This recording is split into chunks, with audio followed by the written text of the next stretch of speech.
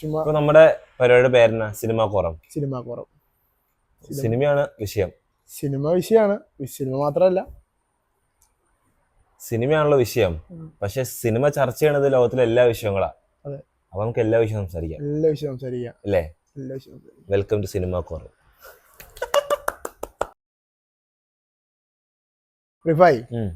മലയാള സിനിമയെ പറ്റിയുള്ള ഇപ്പത്തെ ഒരു പോക്കിന്റെ ഒരു ലെവൽ പറ.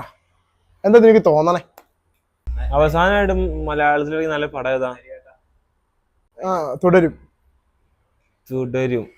സിനിമയുടെ ഡയറക്ടർ അല്ലേ, അതിന്റെ പേര് തരുൺമൂർത്തി. അവന്റെ 3 പടങ്ങളുണ്ട്. ഓപ്പറേഷൻ ജാവ, സൗദി വെള്ളയ്ക്ക, തുടരും. മൂന്ന്. പക്ഷെ അവന്റെ ബെസ്റ്റ് പടം എന്റെ ഒരു ഒപ്പീനിയൻ വെച്ച് നോക്കുകയാണെങ്കിൽ സൗദി വെള്ളയ്ക്കയും തുടരും. പിന്നെ മറ്റേതായിരുന്നു ഓപ്പറേഷൻ ജാവ. 3 ഒന്നിനൊന്നും വെച്ചാൽ ഈ 3 സിനിമയെ നമ്മൾ കമ്പയർ ചെയ്യാൻ പറ്റില്ല നമുക്ക് ഒരിക്കലും. പക്ഷെ എനിക്ക് പേഴ്സണലി പറയുകയാണെങ്കിൽ കുറച്ചുകൂടെ എനിക്ക് ഇഷ്ടമുള്ള പടം സൗദി വെള്ളയ്ക്കായിരിക്കും. ഓരോരുത്തരും ഓരോ സിനിമ ഇഷ്ടപ്പെടുന്നത് അവരുടെ ഓരോ കാഴ്ചപ്പാടനുസരിച്ചാണ്. ഇപ്പോ ഒരു 10-25 വയസ്സായ പണിയൊന്നും ആവാത്തൊരു പയ്യന് ഓപ്പറേഷൻ ജാവ കാണുവാണെങ്കിൽ എന്തായാലും അവന്റെ ജീവിതമായിരിക്കും അവിടെ കാണുന്നത്. ഒബ്വിയസ്ലി അവന് ആ പടത്തിന് ഇഷ്ടാവും. പിന്നെ ഓപ്പറേഷൻ ജാവ എന്ന് പറയുമ്പോ അങ്ങനത്തെ ഒരു സാഹചര്യത്തിലുള്ള ആളാണ്. അങ്ങനെ നിനക്ക് ഓപ്പറേഷൻ ജാവ ഇഷ്ടപ്പെടാനുള്ള കാരണം ഇഷ്ടപ്പെട്ടു അല്ല, ഓപ്പറേഷൻ ജാവ അല്ല, സൗദി വെള്ളയ്ക്ക് എനിക്ക് ഇഷ്ടപ്പെടാനുള്ള കാരണം അതല്ല. ഒരു ഡയറക്ടർ ഇപ്പോ പൃഥ്വിരാജ് മോഹൻലാലിനെ യൂസ് ചെയ്തത് മോഹൻലാലിന്റെ ആക്ടറിനെ യൂസ് ചെയ്തിട്ടില്ല, നടനെ യൂസ് ചെയ്തിട്ടില്ല. മോഹൻലാൽ എന്നുള്ള സ്റ്റാർഡത്തെ വെച്ച് യൂസ് ചെയ്തിട്ടുള്ളൂ. നേരെ മറിച്ച് തരുൺമൂർത്തി മോഹൻലാലിന്റെ നടനെ യൂസ് ചെയ്തു. പക്ഷെ തരുൺമൂർത്തിയുടെ ഒരു സൗദി വെള്ളയ്ക്കൊരു ഒരു സീനുണ്ട്. ആ വല്യമ്മ കേസ് വിചാരണ ഒരു സീനുണ്ട്. 13 വർഷമായി സാറേ ഞാൻ ഇതിന്റെ പുറകിടക്കണു, എന്ത് ശിക്ഷ എന്നാലും ഞാൻ സ്വീകരിച്ചോളാം, എനിക്ക് ആ കൊച്ചിനോട് ഒരു ക്ഷമ പറഞ്ഞാൽ മതി എന്ന് പറയുമ്പോൾ നമ്മുടെ ഓഡിയൻസിന് ഹുക്കാവുന്ന ഒരു ഇമോഷൻ ഉണ്ട്. അത്ര ഇമോഷൻ നമുക്ക് തുടരുത്തുനിന്ന് കിട്ടിയില്ല. നേരെ മറിച്ച് ഓപ്പറേഷൻ ജാവ നമുക്ക് അത്ര കിട്ടില്ല. പക്ഷെ 3 സിനിമയെ വെച്ച് കമ്പയർ ചെയ്യുമ്പോൾ എനിക്ക് 3-ാം സ്ഥാനം തുടരും കൊടുക്കാൻ പറ്റുള്ളൂ. 3-ാം സ്ഥാനം തുടരും. പക്ഷെ തുടരും ഒബ്വിയസ്ലി എനിക്ക് ഭയങ്കരമായിട്ട് സസ്പെൻസ് വന്നില്ല. നമുക്ക് മനസ്സിലായി മരിച്ചത് അവന്റെ മകനാണെന്നും അവനവന്റെ ആ മഴയത്ത് മോഹൻലാലൊന്ന് ബാക്കിൽ നിന്ന് തൊടുന്ന, മഴയത്ത് പപ്പിക്കുട്ടിയായിട്ട് പിടിച്ചേക്കുമ്പോ മോഹൻലാലൊന്ന് ബാക്കിൽ നിന്ന് തൊടുന്ന സീൻ ഉണ്ടല്ലോ, ആ സീനും പിന്നെ ആ അവന്റെ കാമുകിയായിട്ട് സംസാരിക്കുന്ന ഒരു ഡയലോഗും വെച്ച് നമുക്ക് അവനവന്റെ 2-ാം അച്ഛനാന്ന് മനസ്സിലാവും. പിന്നെ പെഴ്സ് കിട്ടണ തുറക്കുമ്പോ തന്നെ നമുക്ക് മോനാന്നുള്ള കാര്യം മനസ്സിലാവും. അല്ലാണ്ട് പിന്നെ ആ ലാസ്റ്റ് ബാക്കിൽ ഡെഡ് ബോഡി എന്ന് പറയണ്ടല്ലോ, ആ ഡെഡ് ബോഡി എന്ന് പറയുമ്പോ തന്നെ അത് അവന്റെ മകനായാലാണ് ആ കഥ മുന്നോട്ട് പോകും. വേറെ ആരെങ്കിലും ചത്തിട്ട് അവന്റെ ബാക്കിലിട്ട് കൊണ്ടുപോയിട്ട് ഇവന് പ്രതികാരം ചെയ്യേണ്ട കാര്യമില്ലല്ലോ. നമുക്ക് പെട്ടെന്ന് തുടരുമല്ല. എനിക്ക് മനസ്സിലായി. പക്ഷെ നല്ല പറഞ്ഞ പോലെ വലിയ സസ്പെൻസും കാര്യങ്ങളൊന്നുമില്ല. പക്ഷെ എനിക്ക് കുറച്ചുകൂടെ അത് സംസാരിച്ച് നമ്മൾ വേറെ ടോപ്പിക്കിലായിരുന്നു, കാടും മലയും കയറി പോയി. സൗദി വെള്ളയ്ക്ക് എനിക്ക് കുറച്ചുകൂടെ ഇഷ്ടപ്പെട്ടത് തരുൺമൂർത്തിനെ വെച്ച് നോക്കുമ്പോൾ. പക്ഷെ മോഹൻലാലിന്റെ കുറെ നാളുകൾക്ക് ശേഷമുള്ള നല്ല അഭിനയം കാണാൻ പറ്റി തരുൺമൂർത്തി വഴി. പൃഥ്വിരാജ് എമ്പുരാൻ ഇറക്കിയത് മോഹൻലാലിന്റെ സ്റ്റാർ ഉപയോഗിച്ച് കുറെ കാശുണ്ടാക്കി. പക്ഷെ അഭിനയമില്ല. സ്റ്റാർ യൂസ് ചെയ്തു മോഹൻലാലിന്റെ. മലയാള സിനിമയ്ക്ക് ഗുണം ചെയ്തു മോഹൻലാൽ. മോഹൻലാൽ ഒറ്റയ്ക്ക് 500 കോടി അടിച്ചു എന്നൊക്കെയാണ് പറയണത് 2 പടം കൊണ്ട്. ഉണ്ടാവാതിരിക്കാം. ഇനി മോഹൻലാലിന്റെ അടുത്ത് നമ്മള് ഭയങ്കര നോക്കണ കാര്യമാണ്. ഇപ്പൊ അടുത്തല്ലേ ഇതിന്റെ കൺഫർമേഷൻ വന്നത് ദൃശ്യം 3 പറ്റി അത് ആവശ്യമാണോ മലയാള സിനിമയ്ക്ക്? അതിലെന്ത് കഥ ഉണ്ടാക്കണമെന്ന് എനിക്കറിയില്ല. പക്ഷെ ദൃശ്യം 2 നിർത്താമെന്നാണ് എന്റെ ഒരു ഒപ്പീനിയൻ. ഇനിയൊരു കഥ ആകെയുള്ളൊരു പ്രതീക്ഷ ജിത്തു ജോസഫ് ഡയറക്ട് ചെയ്യുന്നു എന്നുള്ളതാണ്. ജിത്തു ജോസഫാന്ന് പറഞ്ഞിട്ട് അനാവശ്യമായിട്ട് വന്ന ഏത് ഡയറക്ടറായാലും അതല്ല ആൾക്കാരുടെ ജിത്തു ജോസഫ് ചെയ്യുന്ന ഒരു സിനിമ അനാവശ്യമായിരിക്കില്ല എന്നൊരു പ്രതീക്ഷയിലാണ്. നല്ലതായ കൊള്ളാം മോഹൻലാലിന്റെ ഇപ്പത്തെ. പക്ഷെ മോഹൻലാൽ ഇപ്പൊ പോയി കണ്ണപ്പ അഭിനയിച്ചിട്ടുണ്ട്. നല്ല പിള്ളേര് തിയേറ്ററിൽ കണ്ണപ്പക്ക് ഭയങ്കര മോശം അഭിപ്രായം. മോഹൻലാലിന്റെ അഭിനയത്തിന് അതിന് മോശം അഭിപ്രായമാണ്. തെലുങ്കാണോ? പ്രഭാസൊക്കെ ഉണ്ട്. പാനിന്റെ മൂവി അല്ലേ? പാനിന്റിനാ. പക്ഷെ പാൻ വേൾഡായിട്ട് പൊട്ടി. ഭയങ്കര മോശം റിവ്യൂവും കാര്യങ്ങളൊക്കെയാണ് വന്നത്. അല്ല, നമ്മള് ചോദിച്ച ചോദ്യത്തിന് ഉത്തരം നീ ഇതുവരെ തന്നില്ല. മലയാള സിനിമയുടെ ഒരു പോക്കിന്റെ കാര്യം നമ്മൾ ചോദിച്ചത്. പോക്ക്. ഈ അന്യഭാഷ ആൾക്കാർ മലയാള സിനിമയ്ക്ക് കൊടുക്കുന്ന ഒരു ഹൈപ്പ് ഉണ്ട്. ഇപ്പോൾ കമൽഹാസൻ ആണെങ്കിലും ഇപ്പോൾ ലോകത്തിലെ ഇന്ത്യൻ സിനിമ തിരിച്ചറിയാൻ തുടങ്ങി, അതിന് തുടക്കം കുറിച്ചത് മലയാള സിനിമ എന്നൊക്കെ പറയുന്നുണ്ട്. അതായത് നമുക്ക് പണ്ട് മുതലേ കിട്ടേണ്ടിയിരുന്ന ഒരു റെക്കഗ്നീഷൻ ഇപ്പോഴാണ് കിട്ടി തുടങ്ങിയിട്ടുള്ളത്. അതായത് മലയാള സിനിമയുടെ പ്രൈം ടൈമാണ് ഇപ്പോൾ. നല്ല സിനിമകൾ കൊടുക്കാൻ പറ്റിയ മലയാള സിനിമ ഇനി മുകളിലോട്ട് എക്കോണമിക്കലി അല്ല, കണ്ടന്റ് വൈസ് അത് പണ്ട് നമ്മുടെ മലയാള സിനിമ അത്ര കണ്ടന്റ് വൈസിൽ ഓക്കെയാണ്, റെക്കഗ്നീഷൻ കിട്ടിയിട്ടില്ല. ആ പ്ലാറ്റ്ഫോമുകൾ ഇപ്പോഴാണല്ലോ തുറന്നേ. സോറി,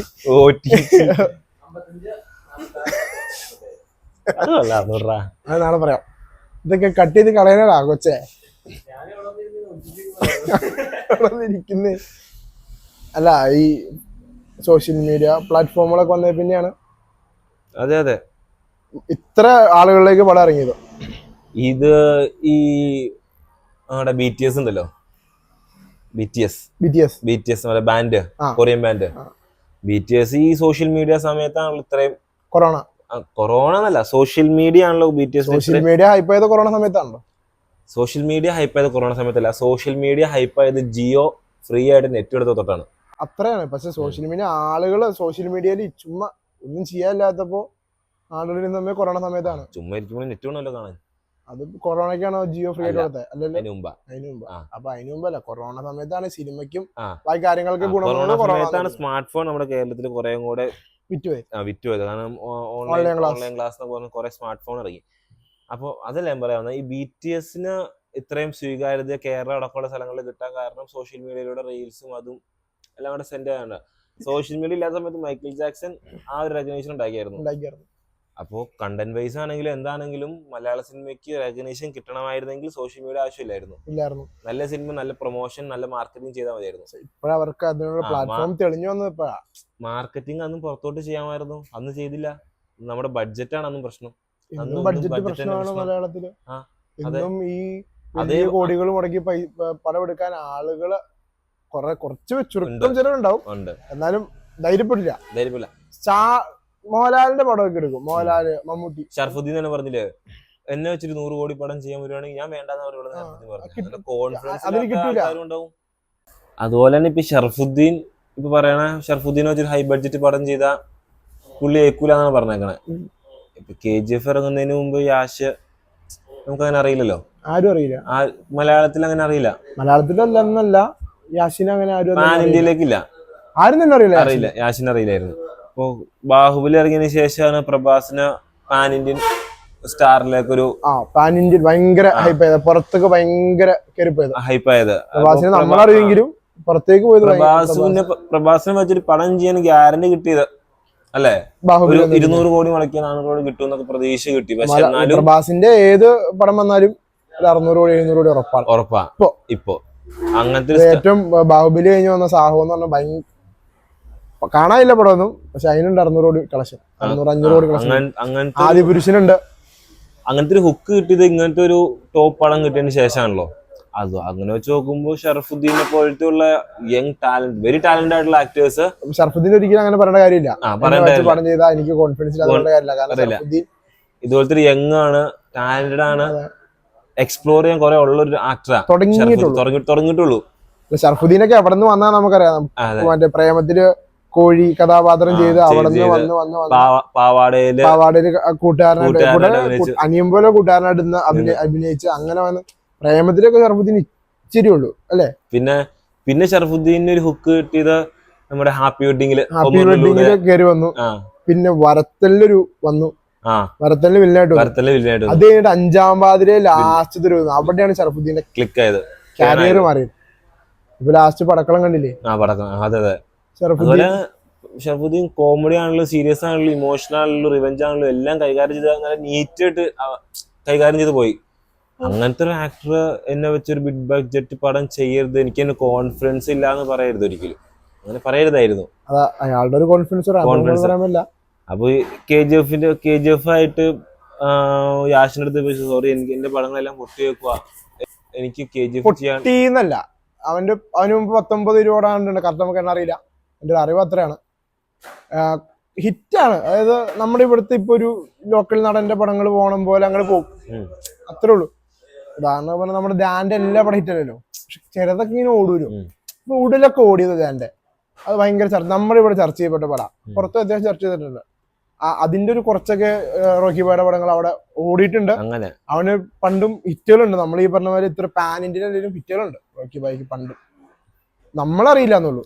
ഞാൻ റോക്കി ബായുടെ ഇത് കണ്ടു കഴിഞ്ഞിട്ട് കുറച്ച് പടങ്ങളെ കണ്ടതാ. അവന്റെ ഇപ്പത്തെ വൈഫ് നായികയായിട്ടുള്ള 3-4 പടങ്ങളുണ്ട്, അത് കണ്ടതാ. കണ്ടിരിക്കാൻ പറ്റില്ല, എന്നാലും കാണാം, അത്രേ ഉള്ളൂ. പറ്റില്ല, കണ്ടിരുന്നു. അത് മറ്റേ ബാഹുബലി എന്നൊക്കെ പുള്ളിയുടെ പേരൊക്കെ ഉള്ള ഒരു പടമുണ്ട്. ഒരു ആന എന്തോ സെറ്റപ്പ് ഒക്കെ ആയിരുന്നു കണ്ടത്, കണ്ടതാ, എനിക്ക് കറക്റ്റ് ഓർമ്മയില്ല. പക്ഷെ അപ്പഴൊന്നും കാണാൻ നമുക്ക് പറ്റില്ല.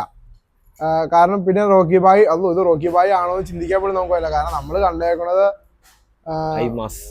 പ്രശാന്തിന്റെ ഷോട്ടുകളില് ആ മാസിന് തന്നെ റോക്കി ബായിനെ നമ്മൾ ഇങ്ങനെയാണോ നമുക്ക് പറ്റില്ല.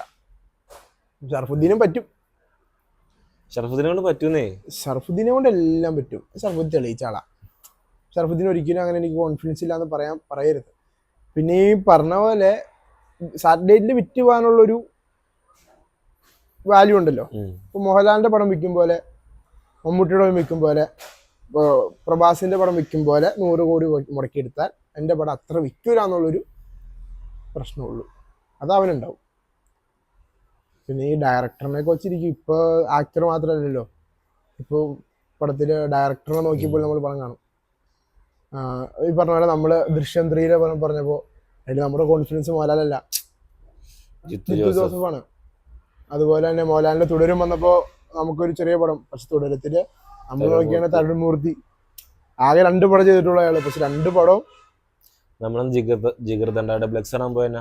നമ്മൾ കാണാൻ പോയത് അന്ന് കാർത്തിക് സുബ്രായന്റെ പടം കണ്ട. പക്ഷെ പടം നമുക്ക് കിട്ടിയ അനുഭവം കേറി അങ്ങോട്ട് പോയി, ടക്ക് ടക്ക് ടക്ക് അടിച്ചു കയറി, അവസാനം തിയേറ്ററിന് ഇറങ്ങാൻ പറ്റാത്തൊരവസ്ഥ, ഭയങ്കര ഇതായി പോയി. ഹുക്ക് തന്നു പടം. അതുപോലെ കുറെ പടങ്ങൾ നമ്മൾ അപ്രതീക്ഷിത ഡയറക്ടർമാരെ അറിയാത്ത പടങ്ങൾ പോലും നമ്മളുണ്ട്. നമ്മള് ആ പടത്തിന്റെ പേരിനടാ ഫിലിപ്സ്, മുകേഷിന്റെ പടം. മറ്റേ അതിനകത്ത് ഡയലോഗ് ഉണ്ടല്ലോ, നല്ല പടം. ഭയങ്കര, അതൊക്കെ നമ്മള് ഇങ്ങനെ ചുമ്മാ കയറി കണ്ടതാ. മലയാള സിനിമ, മലയാളത്തിൽ ഒരു തമിഴ് പടം അല്ലെങ്കിൽ കന്നഡ പടം, ആക്ഷൻ മൂവി ഇറങ്ങുമ്പോ മലയാളികൾ കാണാൻ പോകുന്നത് തന്നെ ഇതൊരു നമ്മുടെ സിനിമയിലൊന്നും കാണാത്ത ടൈപ്പ് ആക്ഷൻ ആയിരിക്കും. എന്തായാലും നമുക്ക് ഡൈജസ്റ്റ് ആവാത്ത അങ്ങനത്തെ ആക്ഷൻ ആയിരിക്കും. അത് ഒരു പരിധി വരെ മലയാളി സഹിക്കും. അല്ലു അർജുന്റെ പടത്തിലൊന്നും ഇപ്പൊ അങ്ങനെ പുഷ്പയൊക്കെ ഇറങ്ങിയിട്ടും ഒരു പരിധി വിട്ടപ്പോഴാണ് ഫൈറ്റ് ഒക്കെ ഒന്നും തീരെ പറ്റാണ്ട്, ആ കയ്യും കാലും കെട്ടി കിടന്ന് പറന്നൊക്കെ നമുക്ക് പറ്റില്ല. മാർവൽ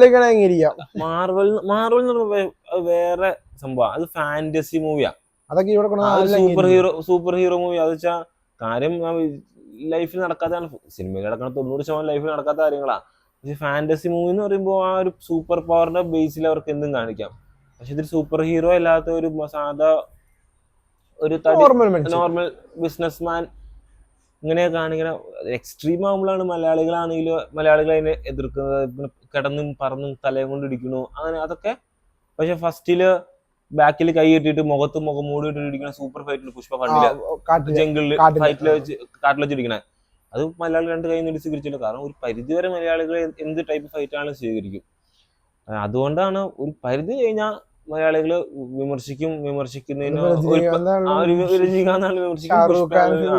ആരാണ് വിമർശിക്കും. വിമർശിച്ചു തുടങ്ങിയാൽ പിന്നെ മലയാളികൾക്ക് എല്ലാവർക്കും ഒറ്റ വോയിസ് ആയിരിക്കും, അടിക്കും, കൊടുക്കും. നെഗറ്റീവ് എന്ന് പറഞ്ഞാൽ നെഗറ്റീവ് അങ്ങനെ എടുത്തു കൊടുക്കും. അതെ, അങ്ങനത്തെ അവസ്ഥയാണ്. അതാണ് പുറത്തുനിന്ന് ഭാഷയിലുള്ള സിനിമകൾ ഇവിടെ ഇറങ്ങുമ്പോൾ നടക്കുന്നത്. പിന്നെ മലയാള സിനിമ നമ്മൾ പറഞ്ഞു വെച്ചെന്താന്ന് വെച്ചാൽ, മലയാള സിനിമ അന്ന് ഇന്നും കണ്ടന്റ് വൈസിൽ ഓക്കെ ആണല്ലോ, ടോപ്പാ. ഇന്നത്തെ പോലെ അന്ന് മാർക്കറ്റിംഗ് ഉണ്ടാവില്ല. നമ്മൾ എന്ന് സിനിമ നമ്മുടെ കേരളത്തിന്റെ പുറത്തോട്ട് മാർക്കറ്റ് ചെയ്യാൻ തുടങ്ങിയോ അന്ന് തൊട്ട് അന്യഭാഷയിൽ നിന്ന് മലയാളത്തിലേക്ക് റെക്കഗ്നീഷൻ വരുന്നുണ്ട്. നല്ല രീതിയിൽ റെക്കഗ്നീഷൻ വരുന്നുണ്ട്. അല്ലെങ്കിൽ പിന്നെ നമ്മുടെ പുറത്തോട്ട് അഭിനയിക്കുന്ന മമ്മൂട്ടി പോയിട്ട് അഭിനയിക്കുന്നു, തമിഴ് പോയി അല്ലെങ്കിൽ അന്യഭാഷ പോയി അംബേദ്കറായിട്ട് അഭിനയിക്കുന്നു. അങ്ങനെ കുറച്ച് പടങ്ങൾ മമ്മൂട്ടി അഭിനയിക്കുന്നു, മോഹൻലാൽ പോയി അഭിനയിക്കുന്നു. കാരണം ഇത്രയും വെൽ എസ്റ്റാബ്ലിഷ്ഡ് ആയിട്ടുള്ള നടന്മാരെയായിരുന്നു പുറത്തുനിന്ന് പിക്ക് ചെയ്യണത് പണ്ട്. ഇപ്പൊ അങ്ങനെയല്ല. സുരാജ് അഭിനയിച്ചു. സുരാജിന് നല്ല മെയിൻ റോള് കിട്ടി. വിക്രത്തിൽ നല്ല അങ്ങനെ കുറെ നല്ല അല്ലാത്ത ആൾക്കാർക്ക്. നമ്മുടെ മറ്റേ പയ്യനെ അഭിനയിച്ചു, ആവേശത്തിലെ പയ്യനില്ലേ, ടൂറിസ്റ്റ് ഫാമിലി അഭിനയിച്ചു. ആവേശത്തില് മറ്റേ ബിബിയായിട്ട് അഭിനയിച്ച പയ്യൻ. എന്താ അഭിനയം, നല്ല അഭിനയ. അങ്ങനെ അതൊക്കെ എന്താ വെച്ചാൽ നമ്മൾ എന്ന് ഇപ്പൊ സോഷ്യൽ മീഡിയന്റെ മാർക്കറ്റിങ്ങിന്റെ രീതി മാറി. എന്ന് നമ്മുടെ കേരളം വിട്ട് പുറത്തോട്ട് നമ്മുടെ സിനിമ മാർക്കറ്റ് ചെയ്യുന്നു. അന്ന് തൊട്ട് നമുക്ക് പുറത്തുനിന്ന് റെക്കഗ്നേഷൻ കിട്ടുന്നുണ്ട്, പുറത്തുനിന്ന് ഇപ്പൊ അംഗീകരിക്കുന്നുണ്ട് നമ്മുടെ സിനിമയെ. മലയാള സിനിമ, അതായത് സൗത്ത് ഇന്ത്യൻ മൂവിന്നല്ല, കേരള മോളിവുഡിൽ നിന്ന് റെക്കഗ്നേഷൻ കിട്ടി തുടങ്ങി അടുത്ത. അത് നമ്മൾ എന്ന് പുറത്തോട്ട് നമ്മുടെ സിനിമ മാർക്കറ്റ് ചെയ്യാൻ തുടങ്ങിയോ അന്ന് തൊട്ടാണ് നമുക്ക് ആ സംഭവം കിട്ടിക്കൊണ്ടിരുന്നത്. പണ്ടും ഉണ്ടായിരുന്നു. പണ്ട് ഓൺലൈനേക്കാളും ഒരുപാട് വളരെ വലുതായി മലയാള സിനിമ എന്നുള്ള ഒരു വലിയൊരു ഇൻഡസ്ട്രി ആയി. അതെ, എല്ലാവരും ഇവിടെ എന്താ നടക്കുന്നത്. അതെ. ഇപ്പോ ഒരു സിനിമ ഇറങ്ങി ചർച്ച ചെയ്ത് കഴിഞ്ഞാൽ അത് മലയാള സിനിമയെന്നാണ് അറിയുമ്പോ ഇപ്പൊ അതൊരു നോർമലായി. അവിടെ അങ്ങനെയാണ്. അതെ, കണ്ടന്റ് അവിടെ കണ്ടന്റ് ആണ്, അവിടെ ടോപ്പ് കണ്ടന്റ് ആണോ അത് മലയാള സിനിമയാണോ അത് അങ്ങനെയാണ്. അവിടെ അങ്ങനെ കണ്ടന്റ് വരാനുണ്ട് എന്ന് ഇതായി മൊത്തത്തില്, ഇന്ത്യയിൽ മൊത്തം. കാരണം അങ്ങനത്തെ സിനിമകൾ മാത്രമായി നമ്മളിപ്പോ കൊടുക്കല്. മോശം സിനിമകൾ ഇറങ്ങുന്നുണ്ട്, മോശം സിനിമകൾ പുറത്തോട്ട് അറിയുന്നില്ല, അത് വേറെ കേസ്. നമ്മളും അറിയുന്നില്ല.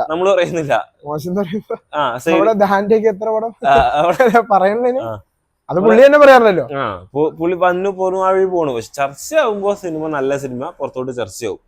അതുകൊണ്ട് എന്തായാലും മലയാള സിനിമ മുകളിലോട്ട് തന്നെ, താഴത്തേക്ക് നിലവിലില്ല.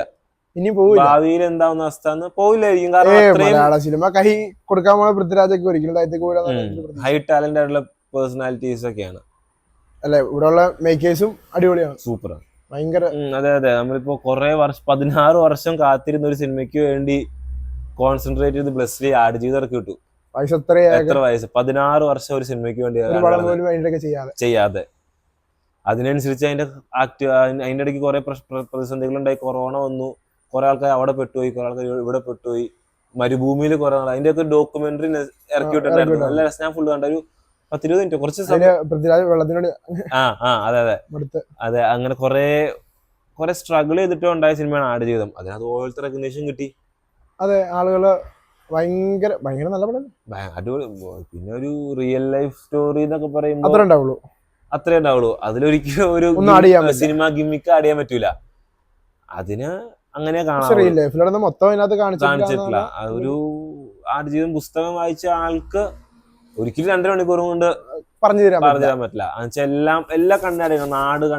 നാട് ആഡ് ചെയ്യണം, അവന്റെ പ്രണയം ആഡ് ചെയ്യണം, അവന്റെ സഹതാപം ആഡ് ചെയ്യണം, അവന് പെട്ടുപോയത് ആഡ് ചെയ്യണം, പിന്നെ അവൻ രക്ഷപ്പെടുന്ന ആഡ് ചെയ്യണം, രക്ഷപ്പെടുന്ന സഹായിച്ചവരെ കാണിക്കണം. ആകെ 3 മണിക്കൂർ, ആകെ 2-3 മണിക്കൂറുണ്ട്.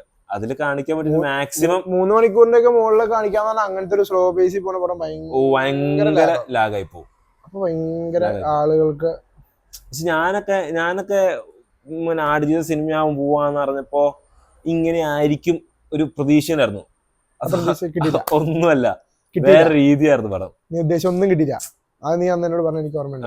ബുക്ക് വായിച്ചവർക്ക് പറ്റില്ല. കാരണം ബുക്ക് തന്നെ ബെന്യാമിനെ ഇറക്കിയ ഒരു സിനിമ അല്ല.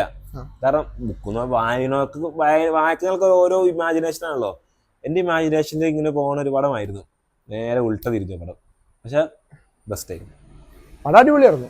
അത് നീ അന്ന് പറഞ്ഞ പോലെ ബുക്ക് വായിച്ചവർക്ക് ഒരിക്കലും അത് തൃപ്തിപ്പെടുത്തില്ല. എന്നുവെച്ചാ മോശമല്ല, ഞാൻ വായിച്ചത് നീ വായിച്ച ഒരേ പുസ്തകമാണെങ്കിലും ഞാൻ കാണുന്ന കാഴ്ചയും എന്റെ ഇമാജിനേഷൻ നിന്റെ ഇമാജിനേഷൻ വേറെ ആയിരിക്കും. ഞാനും നീയൊന്നും ഡയറക്ടേഴ്സ് അല്ലെങ്കിലും നമ്മൾ കാണുന്ന ഒരു ഡയറക്ടർ മൈൻഡിലായിരിക്കും. മനസ്സിലായോ? നമ്മൾ കഥ വായിക്കുമ്പോൾ ഇങ്ങനെ മമ്മൂട്ടി ഒരു ദിവസം പേർളിമണിനെ കൊണ്ട് ഇങ്ങനെ ഇമാജിൻ ചെയ്യിപ്പിച്ച് ഓർക്കണ്ടോ ഒരു ഇന്റർവ്യൂല്? മമ്മൂട്ടിയും ശ്രീനിവാസനും കുറെ ഹിന്ദി ഇട്ട് കൊടുത്ത് ഇങ്ങനെ ഇമാജിൻ ചെയ്യാൻ പറഞ്ഞു. എന്നിട്ട് കുറെ കാര്യം അങ്ങോട്ട് ചോദിച്ചു. അപ്പൊ അതൊന്നും മമ്മൂട്ടി പറഞ്ഞ കാര്യങ്ങളല്ല. പക്ഷെ അതൊക്കെ ഇമാജിൻ ചെയ്ത് ഇങ്ങോട്ട് പറഞ്ഞു. അതാണ് നമ്മൾ ഓരോ കാര്യങ്ങൾ ഇമാജിൻ ചെയ്യുന്നത് എങ്ങനെയാണോ അങ്ങനെ. ഒരു പെണ്ണിനെ പാടത്തേക്കൂടെ പട്ടുപാട് എടുത്തിട്ടുണ്ട്, കയ്യിലൊരു പാത്രം ഉണ്ടെന്നൊക്കെ പറഞ്ഞു. ഇതൊന്നും ഞാൻ പറഞ്ഞില്ലല്ലോ. ഇതൊക്കെ അതുപോലെയാണ് ആടുജീവിതത്തിൽ എനിക്ക് കിട്ടിയത്.